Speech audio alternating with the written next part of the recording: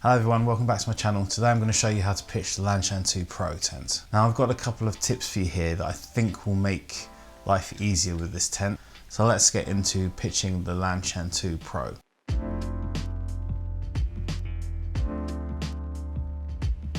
And what I've done here is I've turned the tent upside down, doing this for a reason.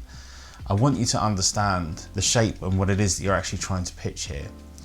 So when the tent's upside down, what we can see is that the tent floor is actually just a large rectangle, the same as most other ground sheets are or footprints are for tents. So when we're thinking about pitching the Lanshan 2 Pro, what we need to be thinking about to start with is pegging out the base of the rectangle of this tent. Because once you get the base of the rectangle right, everything else will pretty much fall into place.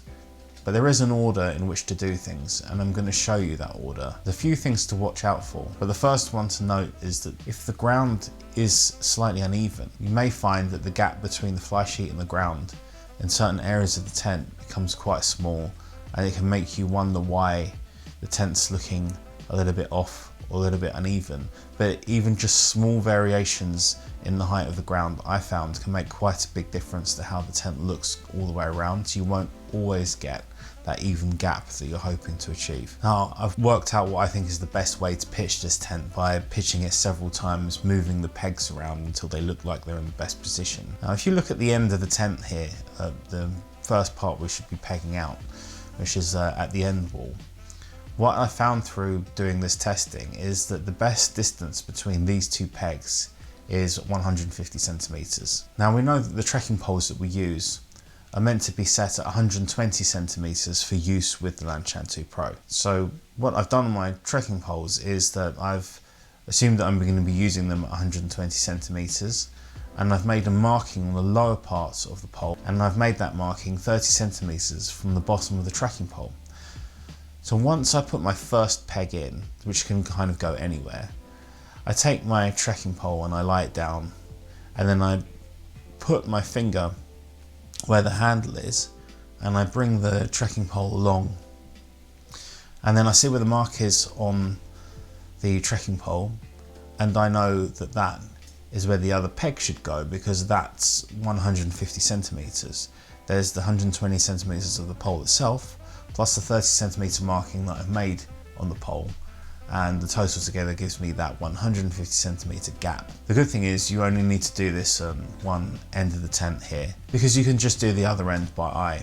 So when it comes down to the other side, what you want to do is just try and line your pegs up and look at the two others pegs and see where they are, because you can pretty much guess it. When you're putting these pegs in at the other end, you want to make sure that you're pulling the ground sheet out enough. And remember, the ground sheet underneath the large grey rectangle, we want to be making sure that we're pulling that out tight enough. It doesn't have to be super tight, but we just want to get that tight enough.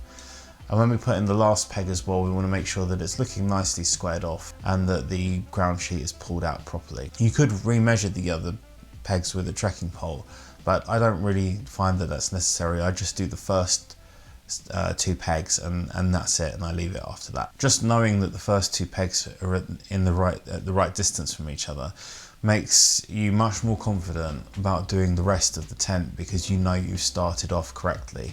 If you're not sure whether you've started off right or not, then it's hard to know whether you're going right for the rest of it or if you're just compounding at the bad positioning. So the next thing I want to do is put in my trekking poles. So they should be set at 120 centimeters.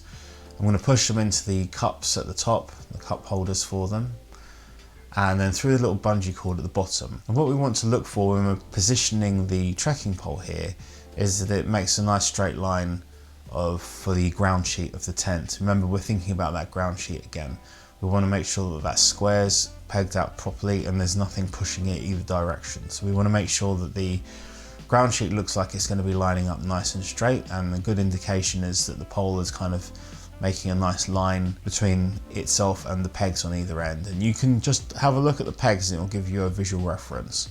Once you think you've got it in the right position, give it a little push down so it bites into the ground. Now we're going to take the guy line that runs from the top of the tent and get the little door hooks and make sure that they're attached onto the door properly. Make sure that the guy line's well extended, it's not been pulled in on the little cleats. I want to pull this out far enough and tight enough that the trekking pole stands on its own, but it doesn't have to be particularly tight yet. I just need to make sure that it's not going to fall down at this stage. We're going to go and tighten everything up later. I'll go around and do exactly the same on the other side with the other trekking pole. As you do this, you'll notice that the tent actually looks really baggy and it's sagging quite a lot. But that's actually how it's supposed to be, so don't worry about that, that's okay. Now what I want to do is go and tighten up the guide points in the corners. So what I do is I suggest that you pull them in about halfway on each corner, and I usually find that that's about right. You can go around and do it again and make them tighter if need be, but what you'll find is that gets you pretty much into the right sort of place. Next thing I want to do is deal with the guy lines that are coming down from the trekking poles. As we tighten up these guy lines, only the doors will now need to be tightened to get them to the tent to look like it should do.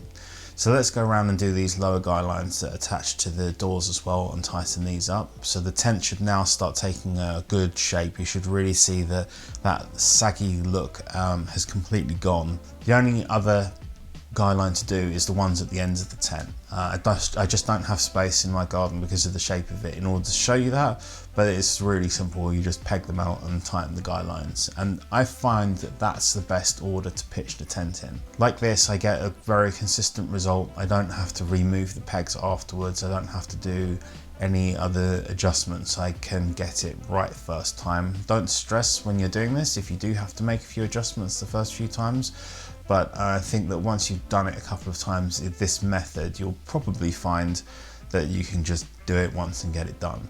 And I think with this kind of tent not having any poles, it's important to have a method to do it. Well, it's not vital, but it certainly saves the headache of going around and adjusting and taking the pegs out and pulling them again and so on. That was the only frustration I really had with the tent, so I just went about fixing it by testing it in my garden until I got it right. Do you know what I'd really appreciate?